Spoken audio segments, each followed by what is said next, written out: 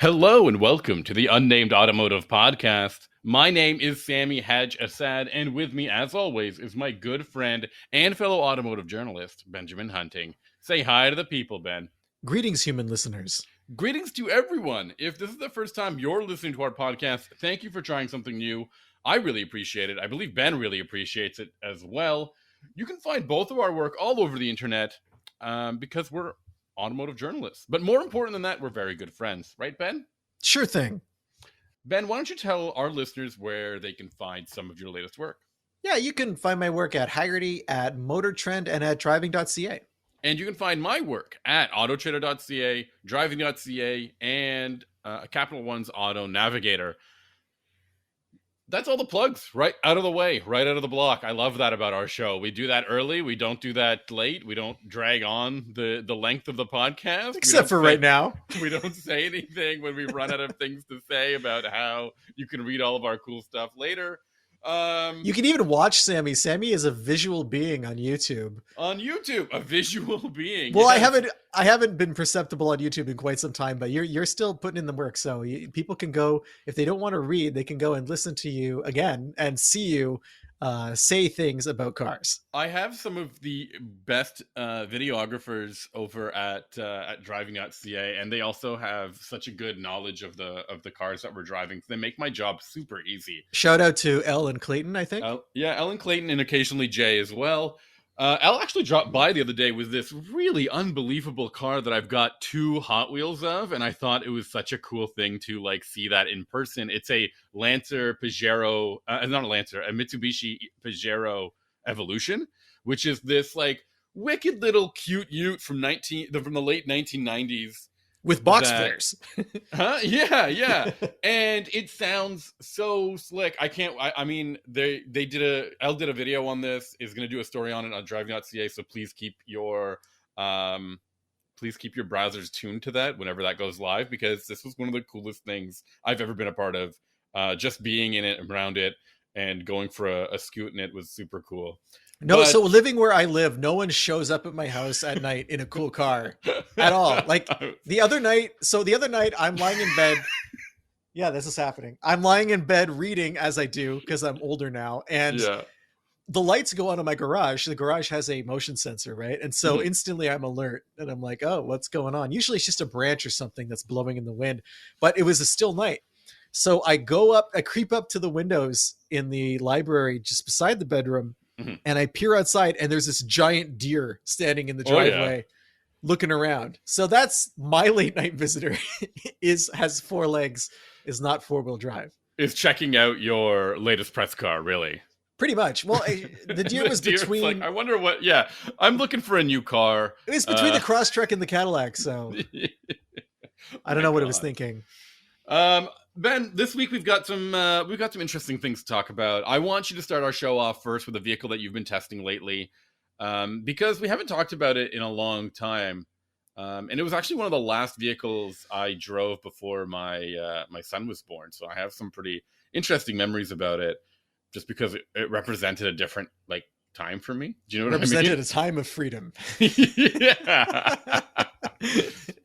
Yeah, sure. It's I drove the 2025 Ford Mustang GT Convertible. I know that we've talked about the Mustang quite a bit last year, but the versions that we drove, I think, was the GT Coupe and the EcoBoost Convertible with the Performance Pack. I think that this car is worth talking about because there have been some changes for 2025 versus last year's car. So last year was the redesign. Where we got a whole bunch of new stuff. Apparently a new gen, I think. Yeah, exactly. That's generally a redesign is a new generation car. The differences last year were, there's more power, different chassis, but there were some changes made. The EcoBoost, it went automatic only across the board. So you can no longer get a manual transmission. And then for 2025, the scope has narrowed further for the EcoBoost car. There used to be I don't remember the exact name. I want to say it's EcoBoost Performance Pack or 2.3 liter high performance pack that you could get with the car that improved, I believe, differential and maybe some spring stuff, but it gave you different driving modes. It was essentially a way to have a sportier version of the EcoBoost. That is off the table now. The performance upgrade. Yeah, you can't get that at all for EcoBoost cars. Okay. So why I think the GT convertible becomes more interesting is because you can't get a high performance EcoBoost drop top anymore. The Dark Horse is not available as a convertible, and this kind of leaves the GT in the middle as the fun convertible from the Mustang lineup. And those it's are also such arbitrary decisions that, I mean, maybe I understand the Dark Horse if they want to make it like super stiff and really like responsive, and I don't know if a drop top is, will really impact that. I thought about that too, but then you think about things like the Camaro ZL1, which was available as a convertible, right? Yeah. And even the Z06 Corvette is available as a convertible. So I mean, the roof on a Corvette is very different. But there's not actually. But there's I'm not talking about the Targa. I'm talking about the actual convertible. Oh, really? Yeah. So yeah, that's a great point too. It is. I don't know. I used to think that the EcoBoost was sort of like the filler model that can be had in any configuration and will appeal to anybody because it's such an affordable option for so many people. Well, affordable-ish. I want to get to that later, but affordable-ish, yeah. Okay. So, but to leave this GT as sort of the more modular model that you can get as a base, a track-oriented model, a high-performance model, a coupe, or a convertible, manual, automatic. That's what they're going for now, right? It's really become like the Swiss Army car. Yeah, when it used to be the EcoBoost that could do that as well. Exactly. Or it could do a facsimile of that, which I think is just as important, right? But I don't know. I mean, I know that we like. I'm going to be clear here. I love the V8. It sounds so good. It feels fantastic. It's wicked. But the 300 horsepower now of this EcoBoost is really decent. Like it is not something to kind of like frown upon, I think. I'll say the same thing about that car. It just sounds awful.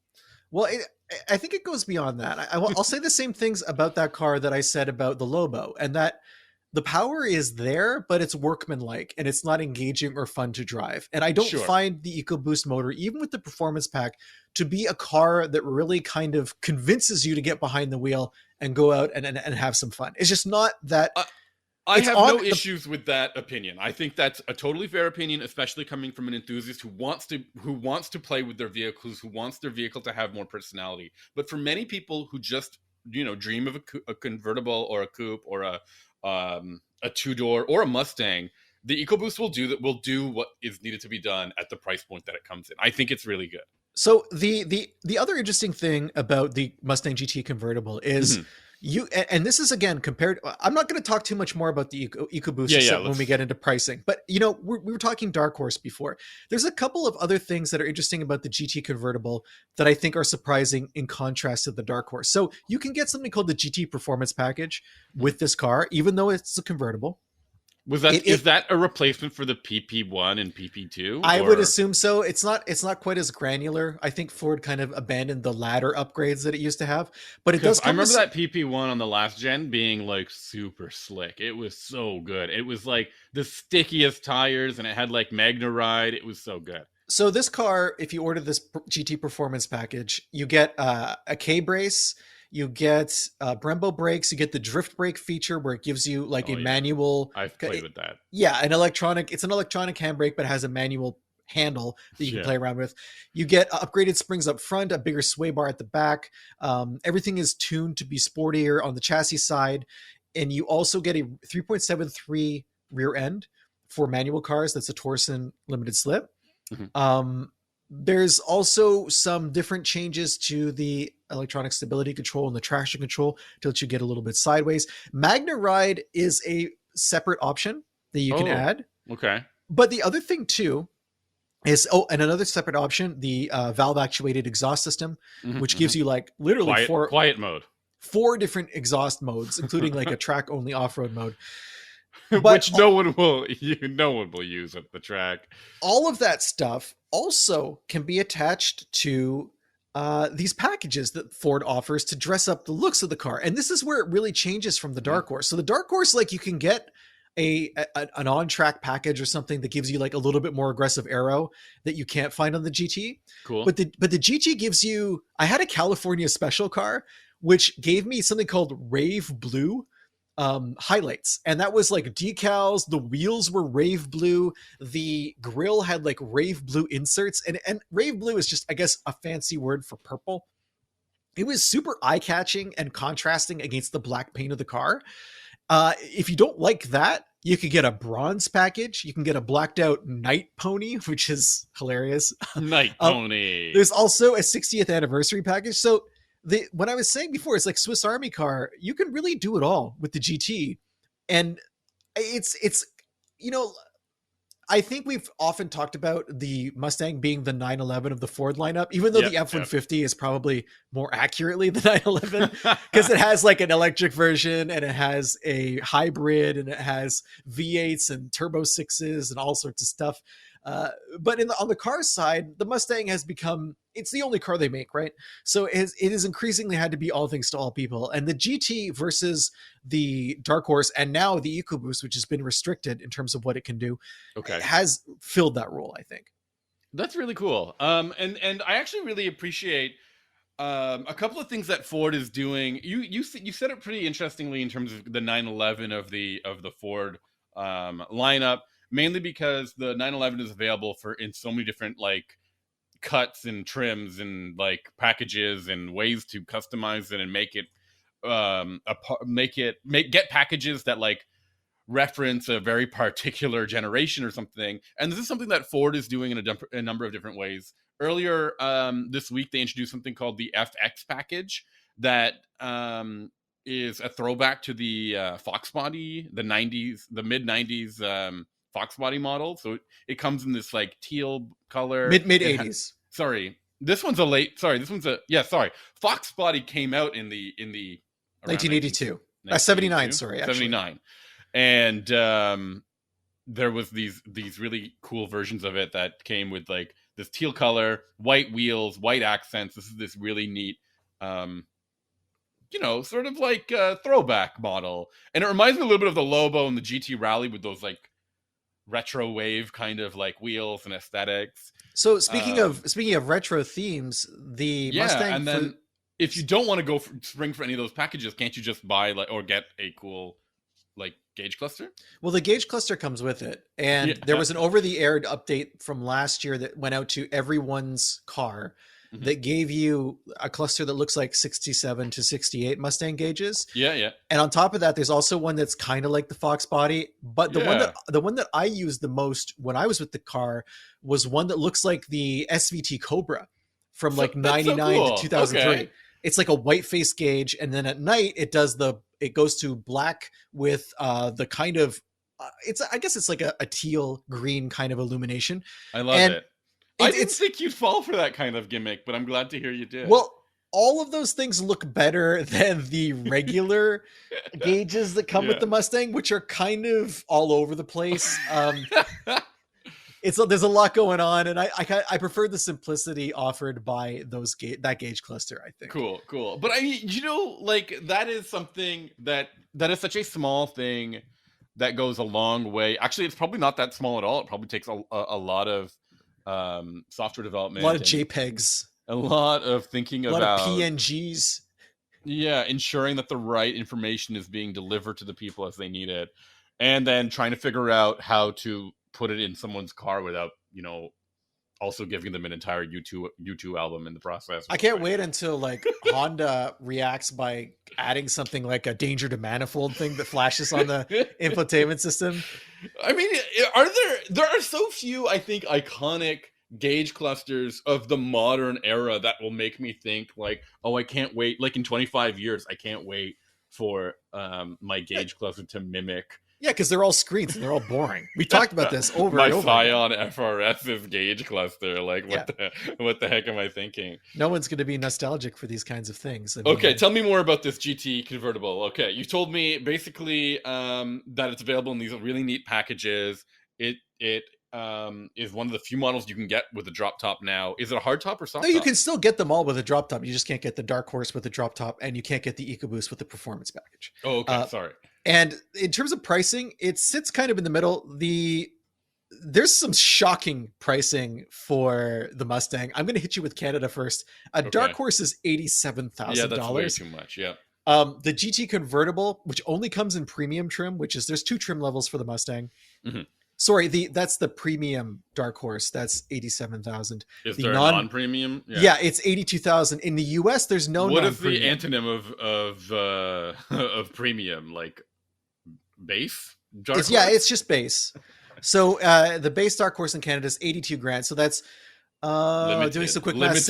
Model. It's $17,000 more than my convertible, but more to the point, it's $20,000 more than a premium Mustang GT Fastback. Wow. And it gets even worse, Sammy. It's like $28,000 more than a base Dark Horse is 28 grand in Canada more than a GT. That's just a lot of money, GT. Man. It is. Holy and in the States, it's closer, but it's still a lot. A base Dark Horse is 64,000. Mm-hmm. The premium is 69. So it's a $70,000 Mustang. I'm okay with 16. If there's a 6 in that first digit, that's as far as I go. Yeah. Well, the convertible GT Premium that I drove, again, the only trim level you can get, it's 56,000. So it's still like $10,000 below the Dark Horse. But the base Mustang GT Fastback starts at 46, which is a $20,000 difference. Holy moly. There's a big spread here. If you want to get the very base car, the EcoBoost is like 32,000.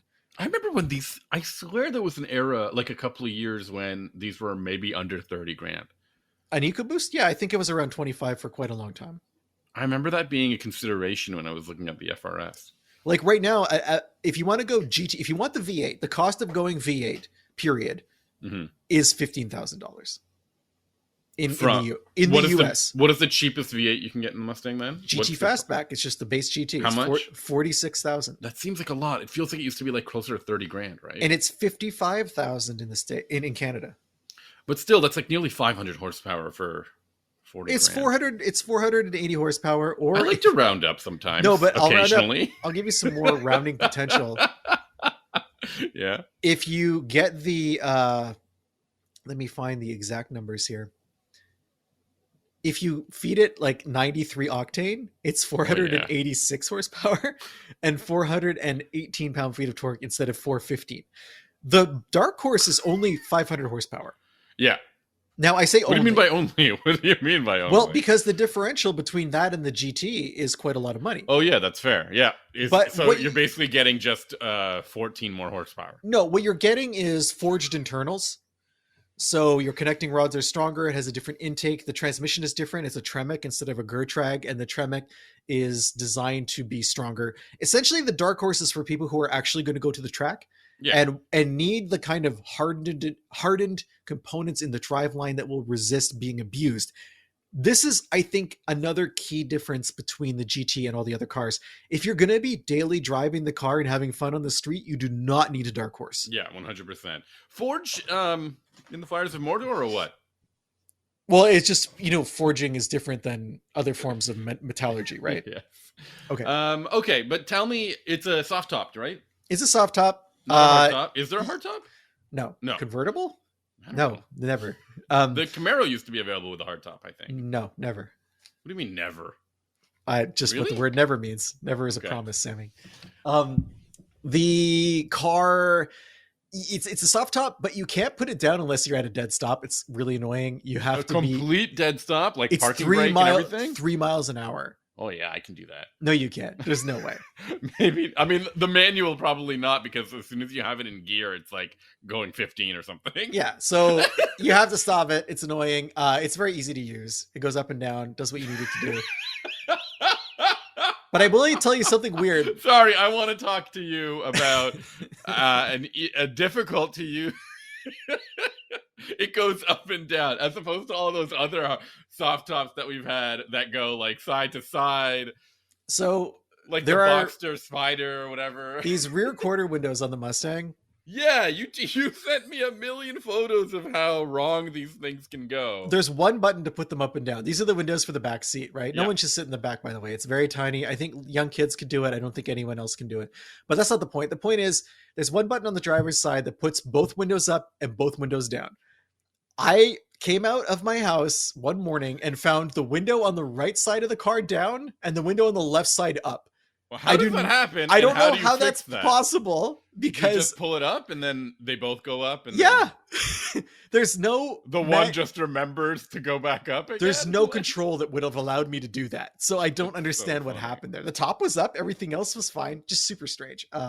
One of the, though, it reminds me of all these like really interesting like electronics that are in Ford vehicles. Have you ever done this? I mean, somebody once showed me that like there's some sort of like I don't know what you want to call it, like intelligence to the wipers of like a Ford Focus, the last gen Ford Focus, intelligence? that you can take the wipers and manually like move, like if you grab your hands and move them so that like the passenger side is underneath the driver's side, if when you turn on the car, it will readjust itself back to the way it's supposed to go. So I just think about like a completely unnecessary sort of like thought process in the electronics to make sure, the wipers need to be in the right spot, the windows need to be in the right place, and something might have gone wrong in this poor Mustang's rear windows. Okay. I don't know if there's window intelligence in this car. I guess that is a feature that could very well go wrong. I think it feels like a low investment type of feature. The engine, again, for the street, it's like overkill. This thing is really quick. It really comes to life above 3,500 RPM, and the transmission is perfectly fine. I had no complaints. The car feels a bit bigger than you would expect. In pretty what does much that mean? In a good way or a bad way? Like, well, it's never a good thing. No, I mean like when you're driving. Yeah. It's never a good thing to have a car feel big, I guess. At least not for me. But it doesn't really affect handling. There's lots of mechanical grip. There's lots of tire. The magnetic ride control does a really good job. There's a definite difference between sport mode and regular mode. In fact, in sport mode on rough pavement, you're probably going to be uncomfortable. It's definitely involved. In normal driving, it's a pretty comfortable car. This is very much a car you can drive every day and then just hoon around when you want to hoon around. It's well conceived for that purpose. I think Ford has created a pretty versatile package. Even with the top down, the trunk space was pretty big. I don't actually think there's any encroachment with the top down, none that I could detect anyway. I went garage sailing in this car because we went into town, which is, a big deal when you're out in the country. You only do it every once in a while. I needed to buy 100 pounds of yeast and some copper line. And so we go into town and everyone was having a garage sale. Everyone. Like, I mean, you couldn't drive 20 feet without hitting another garage sale. And I love it. I'm a connoisseur of secondhand goods, and I was beside myself with exploring these possible purchases. I ended up buying a really big piece of wood, about 5.5 feet long, like a shelf. And I was like, I'm going to have to come back later and get this with the Jeep. But then I was like, you know what? The top's down. Why don't we see if it fits? And it did fit in the back seat. I protected the seats with a covering. And I just drove around with this like surfboard style piece of wood in the back. And then at another garage sale, I bought 3 wall shelves that still had the hardware attached for the wall attachment. And I was able to put those in the trunk, which was pretty amazing. So the car's pretty useful overall. I think this is a good do everything car if you don't need a back seat. That would be, and if you don't care about fuel mileage, I managed to beat the I think it's like 19 miles per gallon combined. Okay. I got like 24, which is bad. Yeah, it's not bad at all. It's not brilliant, but it's not bad. But for like 480 horsepower, and a very aggressive rear differential, like 373s. That's what I have in my Jeep. So like I got those for towing, so it's, I was impressed. I wasn't sure if the car would feel lesser than because the roof was down, but it didn't come across that way. Like I would put it on par with the coupe that I drove last summer. And I think it's really just personal choice as to which version you want to pay more for. Pricing is obviously an issue. I think it's a very expensive car, but all cars are very expensive these days. And I'm clearly out of step with that entire thing. I know it's so hard for me. I think the same thing. But I did read somewhere that like the average cost of price, the average price of a new vehicle in Canada is around $66,000. And I think it's like 52 or something in the US. So I like to look at that and try to gauge, is that a percentage, like how much, percentage wise, how much are you willing to spend more or less than that figure. It's very rare that we get a car that costs less than that figure for It testing. is. My vehicle's test price, as tested with all of those features that I mentioned, the California Special and the performance package, was a $70,000 car. Yeah, US. that's US, and that's a really difficult, to me, that's a really difficult pill to smell. I think it was around 86 Canadian. In the 80s, in any case. That's a lot of money to spend on a Mustang. On a Mustang. You know? Yeah. It's wild. Remember when we were so excited that the Corvette came in at 60 grand? I know. Price? 60 grand, like 3 asterisks, but still. What would you describe the 3 asterisks are like? It doesn't exist. Yeah, it's never been built. You must wait for it to get I've never in my life seen a base model Corvette. I'm sure. What does it ride on? Like 17s or something? A base model Corvette is like a base model pickup truck. They do not exist. Okay. So, I mean, obviously, the silliest thing to say is, are there any alternatives to the Mustang on the market right now? And there are two. But they're not convertibles. What are they? The Supra. Yep. And the Nissan Z. And how do those? Oh, geez. And how do those? Sorry, I shouldn't have said that. How do those measure up in terms of pricing and performance in your estimation? Off the top of my head, I'm not familiar with pricing right now for either of those cars. I believe the last time I looked. Why don't you do a little bit of stalling and I'll look it up right now? Well, the last time I looked, the Supra was around 50. Yeah. But I don't think that was, I'm not sure if that was for the Turbo 6 model. And that's the one that you would need to compare to this car. Mm-hmm. The Z is going to be a better deal, but it has no backseat at all. Yeah. So that's the Supra doesn't have a backseat either. Oh, okay. That's right. Are you sure? Yeah. Okay. Okay. So Supra starts at 56.9. That's the Turbo 4. I don't think from what I'm looking at, there are no more Turbo 4 is gone. Okay. Yeah. So it's very similar pricing. And tops out at 67.9 for a special edition, final edition, believe it or not. I guess that's a bit of a teaser. And then when we go to the, what's it called now? The Z, wow, much cheaper. 42.9. Also does not have a rear seat. 42.9.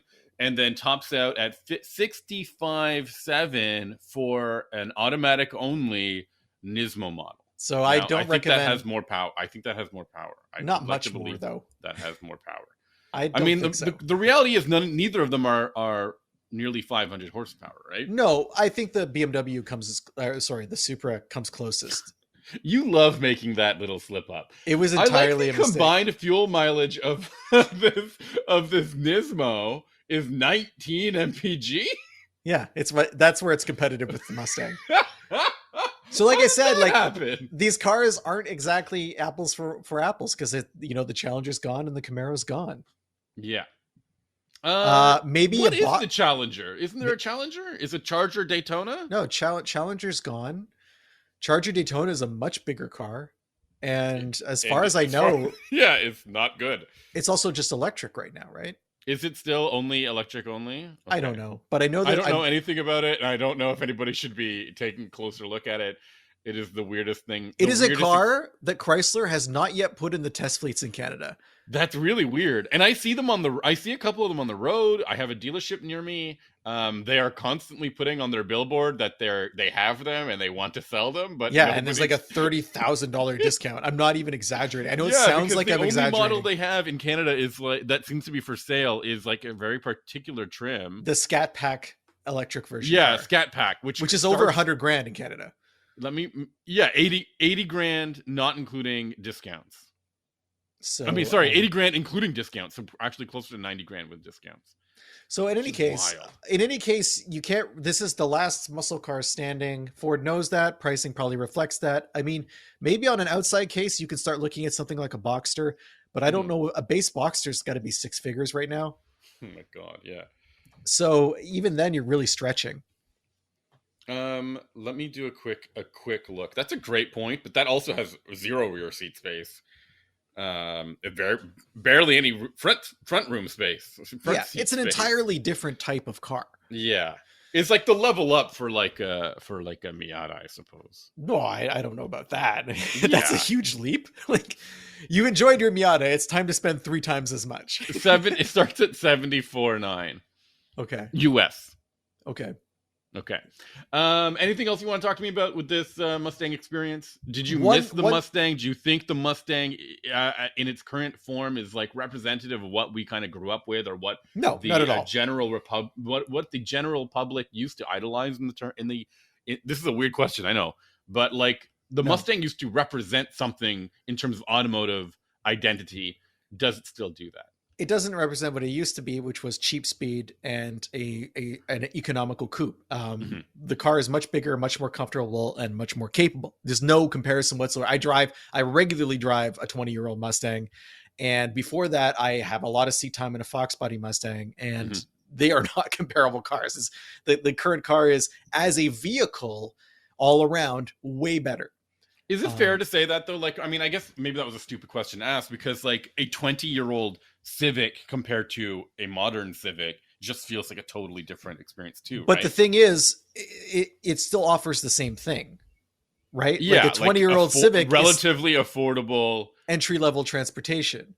I don't know if you can even consider a modern Civic to be entry level anymore. Just the sheer features and capability they have now. But in terms of price, it's still half of the what the average transaction price is, right? Yeah, a Mustang didn't used to cost $60,000. So I don't think they're comparable to the old ones, and that the performance is greater, the price is greater, and the technology is greater. It's become a different type of car. Okay. And the other thing that the Mustang has that all of the other vehicles we were just talking about doesn't is an exhaust note that sounds fantastic in pretty much every situation. The exhaust tuning on the Mustang is really, really great. I'm sure everyone in my town hated me for that week because I almost always had it in track mode or at the very least sport mode, and I enjoyed every second with the top down. Okay. I don't know. It's so interesting. I know, we're in a whole different automotive era.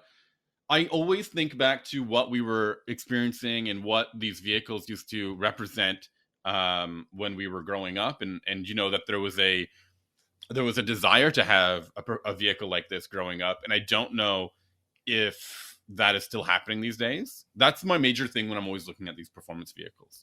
And it's an important thing, actually, I want to talk about changing perceptions in the automotive industry, because I drove a BMW X3 M50, which is the top trim level of the X3. It's some like nearly 400 horsepower version of the BMW X3, with all of like the M Sport trimmings. I've talked about this vehicle before, back in February when it was loaded with winter tires. Now I've got it on some more all seasons, and I had to do a video for it for driving.ca, so I got a second taste of it. But my major takeaway is that I used to believe that BMW was a really conservative company, and that whenever they designed a vehicle, they wouldn't deviate dramatically from the outgoing model. I think that identity that perception I had of the automaker has completely disappeared. This is an automaker now that I'm actually eagerly looking forward to what kind of wild idea or change that they're going to integrate into their next generation vehicles. Well, look at the new class. Is that what you're talking about? Yeah, the new class is coming for sure. A whole new design that is trying to integrate some retro cues as well. But also the cues from that paper folding car that we saw feels like a decade ago now. Yeah, that's right. I'm going to just quickly talk about what caught me off guard. When I get into a BMW now, I'm expecting a lot of technology that is different in terms of how other automakers integrate it. So one thing that is super gimmicky, totally unnecessary, is that the fan controls on the vehicle are operated via a touch sensitive slider on the door panel, and the door panel itself looks absolutely wild. There's a whole little control cluster that looks like a triangle where the handle, the lock buttons, and this fan control slider is located. I have no idea if in 25 years if that fan slider will still be legible, because I have year-old appliances that after using, the dial on my oven, like the numbers start fading off. Do you know what I mean? No, I don't buy my appliances from the dollar store, so I haven't had the same experience. But I wonder if in 25 years, those little the labels for that fan control are going to still be there, or even if the touch aspect of them will still operate it. But just to see that in a new car is so interesting to me, because they could have done what every other automaker has done, put all of their controls in a touchscreen, make you sort of force you to take your eyes off the road rather than just slide your fingers up and down on this little panel over here, which works pretty effectively. But I mean, even going beyond things like that, like internal details, I think that design-wise, BMW takes maybe more risks than any of the other German automakers that it is head-to-head with, right? Like, we've really noticed companies like Audi and Mercedes homogenizing their designs. Oh yeah, Audi, I don't know if they have a design department anymore, if they're just copy and pasting whatever they last put out. I keep thinking that they have stopped releasing new generations of their cars, because I don't see any difference anymore to what they've had, right? And this isn't how they were in the past, right? Like in the past, you would have kind of applauded them for taking risks, and BMW takes flack because of this. I think that, when they expand the nostrils on their cars, whichever direction, taller or wider, there's people who complain about it. I think they also create vehicles that have some very complex angles that are not necessarily as elegant from a traditional perspective, but they keep moving. There's this concept called the Overton window. I don't know if you're familiar with it. No, and it's talk to me a little bit. The idea that in a society at any given moment, there are a range of beliefs and values that are acceptable. And this is not fixed. It is a window that can move either one direction or another based on what's happening in the world. And I think you can apply that kind of concept to things like design. There are controversial designs from the past that have not aged well, that when you look back on them, you still think, what were they thinking? But there are controversial designs from the past that pointed towards the future. And those are the ones I think that we see more and more from BMW, where they're like, you know what? You might not like this now, but 2 or 3 years from now, you're going to be so used to this that it's going to be acceptable to you. You're going to understand what we were going for, and then we're going to push it somewhere else again. And I see that with them. I see that with Hyundai. I see it with Genesis. Sometimes you see it with General Motors, although I don't know if they're as successful, but they do take some risks. Car companies, like we were just talking about the Mustang, I feel like that's a car that's become more homogenous visually compared to how it used to look. It's more of a pastiche than the previous generation car. And then you have, Chrysler, which hasn't really taken any design risks in a long time. A lot of the Jeeps are starting to get homogenous looking. The Ram has become homogenous, and their most famous design, the Challenger, it didn't change for like 20 years, not 20 years, 15 years. Right? And the new design is super strange, I think, relatively speaking. Like, it looks like they tried to keep it from the old design without going too far, right? Yeah, and I think, there's companies like Acura, which kind of try to do this, but they're not as successful. But I think the funnier thing about Acura is they tried to make this huge swing with their beak design or their shield design. It got a ton of pushback and then just pulled back entirely, right? Yeah. They were like, forget that. It's almost like they touched a hot stove. Yeah, and they didn't stick with it. Lexus got a lot of criticism for their Predator style spindle grille. And I know we're just talking about the grills here. But well, not just the grill though, because I think a lot of stuff that went with that grill was also a bit controversial. Like, again, really aggressive, right? Aggressive angles, yes. And they stuck with it for the most part, I think. That's true, but I don't know if it made waves. I don't know if other companies looked at Lexus and said, we want to do that as well. And I think it feels like they went way too hard on that, and everyone was like, we're not going with that because of the pushback. But BMW maybe did it a bit more smoothly, and then I don't know. Like I said, to me, when I first started in this industry, I could always count that BMW will have this black interior. The materials will feel like just fine. The infotainment system will be operated by this control knob. The buttons all feel and look the same. Everything will feel the same way for the next 5 or 6 years, and that's just no longer the case. I'm looking at them.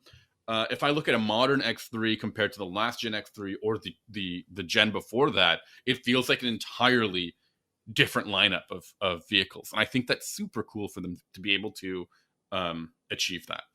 Now, if there's anyone out there who has examples from their own life of cars they thought, were weird at first, but grew on them, or maybe cars that kind of blazed a path and opened their mind. I think Hyundai's killer at this. I think there's a million examples of Hyundais. Yeah. So there's a lot of ways you can reach out to us to let us know. The easiest way is to go to unnamedautomotivepodcast.com. There's a submission form or a contact form. Sorry, you fill it out, you click submit, and it ends up in our inboxes. Alternatively, you can find us on Instagram. I'm at Hunting Benjamin. Sami is at Sami_ha, like you're laughing. Or you can email us the old fashioned way, Benjamin@benjaminhunting.com. Sami is going to be going on vacation for 3 weeks which means that the next 3 episodes are something a little different. We didn't want to leave you guys They're hanging. not timely. That's we pre-recorded them. Fun little features that me and Ben have done. But don't expect the hottest news out of them. Yeah, it's not going to be drive reviews. It's going to be us talking about cars in what we hope is a fun way, playing a few games about cars, and let us know what you think about those too. Those will be going up, obviously, the week following when you're listening to this, and we'll have those for 3 weeks. And then Sami comes back after abandoning me, which is so kind of him to do. It's kind of he remembers that I exist, that I don't just disappear when he crosses the ocean. And in any case, I'll recover from my loneliness and we'll start recording new podcasts in July. But from all intents and purposes, the podcasts you will be hearing for the next 3 weeks are new.